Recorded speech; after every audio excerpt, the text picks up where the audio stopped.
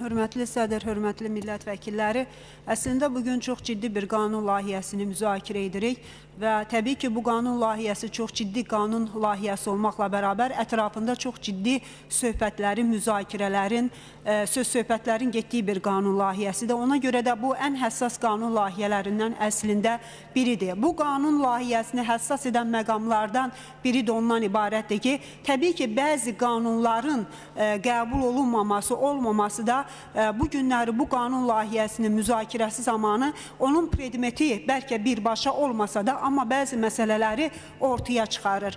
Məsələn, mən Gürcüstandan gəlirəm və digər ölkələrdə olsun Azərbaycan kökənli soydaşlarımız arasında bu məsələ çox ciddi şəkildə vurğulanır. Bizə əcnəbi düşüncəsi ilə mi yanaşılacaq anlayışı vurğulanır.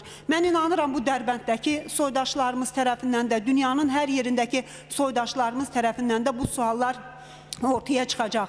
Ona görə də mən xahiş edərdim ki, bəlkə bizim qanun layihəmiz var. Bəzi təşkilatlar belə bir qanun layihəsi təklif edirlər. Soydaşlarımız haqqında qanun layihəsi. Amma əslində bizim xaricdə yaşayan Azərbaycanlılarla bağlı qanun layihəmiz var. Bu qanun layihəsinin bəlkə müzakirə edərək, çünki ölkəmizin siyasətində hər zaman xaricdə yaşayan Azərbaycanlılarla bağların daha da möhkəmləndirilməsi öz əksini tapır və bu istiqamətdə bəlkə burada müəyyən bir fərqli yanaşmalara da gedə bilərik ki, xaricdəki yaşayan soydaşlarımızla da bağlı onları belə deyək, ən ilk öncə mənəvi cəhətdən rahatsız etməyəcək bir şəkildə bu yekun varianta nail ola bilək.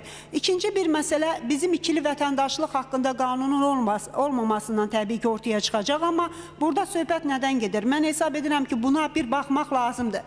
Məsələn, valideynlər gedib Rusiyada işləyiblər uzun müddət, Azərbaycan vətəndaşları da, amma onların evladı doğulub, orada olub Rusiya vətəndaşı kimi. İndi gəldiyi zaman Azərbaycana bu uşaq, bəzən də hətta yetkinlik yaşına çatmayan uşaq çox böyük məbləğdə o rüsumu ödəməlidir.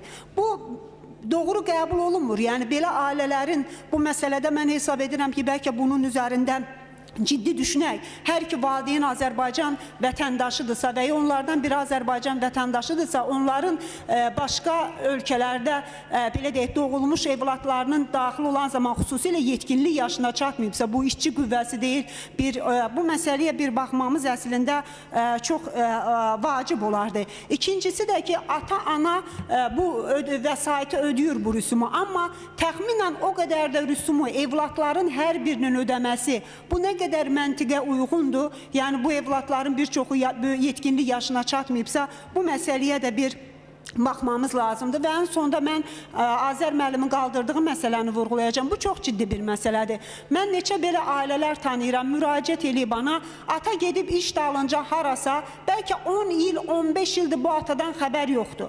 Amma bu ana, atanın icazəsi olmadığına görə, əgər ağır xəstədirsə, bu xaricə getməlidirsə və sair səbəblər evladını kənara çıxara bilmir və məhkəmənin qərarları da bəzən uzun aylarla uzana bilir. Mən də təklif edirəm ki, bunu yerli icra qurumların bu proseduru sadələşdirmək üçün daha yaxşı mexanizmlərə əl atmamız, daha sadə prosedurlara əl atmamız əslində yaxşı olardı. Təşəkkür edirəm.